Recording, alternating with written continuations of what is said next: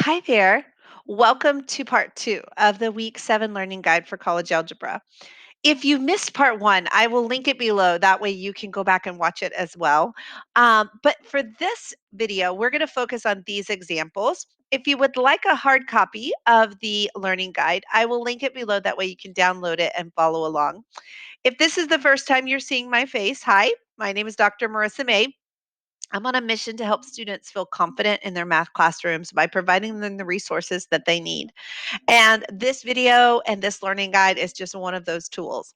So don't forget to hit the like and subscribe button. That way you get a notification every time a new video is posted. But let's jump in. So this video is going to focus on the logarithm rules. I was going to say the law of logs, but that kind of sounded like a lot. And with my southern draw, I live in Texas, by the way. It kind of the law of logs. But we are going to look at the logarithm rules as they apply to the exponential rules as well. So let's dive right in. So we're going to start with evaluating the log base 8 of the fourth root of 8. Now, I want to rewrite this. I want to rewrite the fourth root as an exponent. So I know the fourth root means to the 1/4 power. The third root would be to the 1/3 power. The square root would be to the 1/2 power. You get the idea, okay? Now, anytime you have a log base number of that same number base, you see how the 8s are the same here. Friends, this is super easy because the logarithm with that base, got to have the same base, and the base cancel each other out. They're inverses of each other. And we're left with 1/4 as our answer. Pretty simple, huh? As long as I get those two bases, the base on the logarithm and the base on the exponential, they're the same, they can cancel each other out. Now, the next tool we're asked is to use to expand. Now, we have two rules that we can expand, or actually we have three rules we can expand with. The first rule that I want to play on is this division.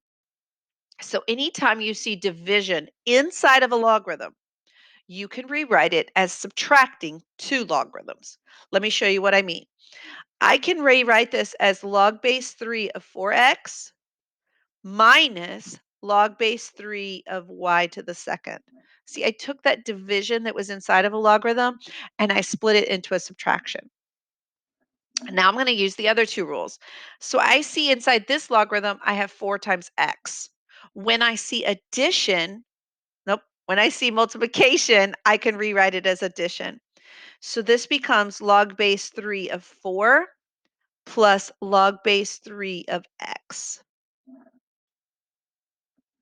And then still minus log base 3 of y squared. Now, the last rule is the rule that we use for this last term, and that is if you see an exponent, it gets to come in front and be multiplied. We call it a coefficient. So we take the exponent and we move it in front as a coefficient. Now, when I have expanded, there is no more multiplication or division or exponents inside the logarithm. That's how I know this is fully expanded. Now let's look at problem number 3. This is asking us to condense. That means to go backwards, right? Expand means to draw it all out. And then condense means to put it all back together. So the first thing I would do with this one is to take those numbers in front and make them exponents. We're kind of going to go in reverse order from what we did in the previous problem. So this 2 becomes a squared on this one, and the 5 becomes a 5th power. So let me write that out. I've got log base a now of x squared minus log base a of y cubed plus log base a of z to the 5th. So you see how I took those numbers in front and I made them exponents. Now, let's take care of the subtraction, which we know we can rewrite that as division. So we got log base a of x squared over y cubed plus log base a of z to the 5th. And now we can rewrite the addition as multiplication. So I've got x squared z to the 5th over y to the third. Notice that this was multiplied times the top of the fraction, not the bottom. All right, one more, asking us to expand again. So this time, I'm going to expand with the division. First, I want to address this ln. The ln is the natural log. It is understood, so ln of x is really the same as the log base e of x.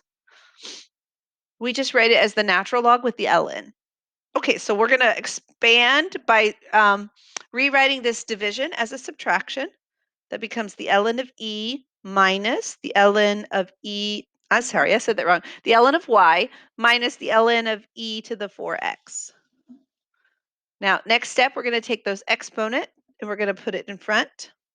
Ln of y minus 4x ln of e.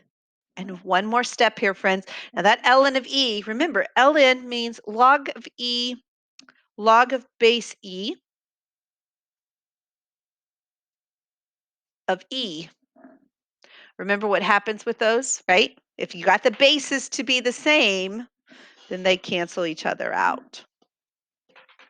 So this problem actually, this expansion actually becomes ln of y minus 4x. Now see what that happens. I did not put a parentheses around that intentionally because ln of y, done, then minus 4x, right? It's not y minus 4x and then the ln.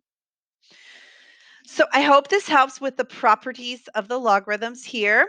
As always, if you have questions or comments, please leave them below. I would love the opportunity to help. Bye for now.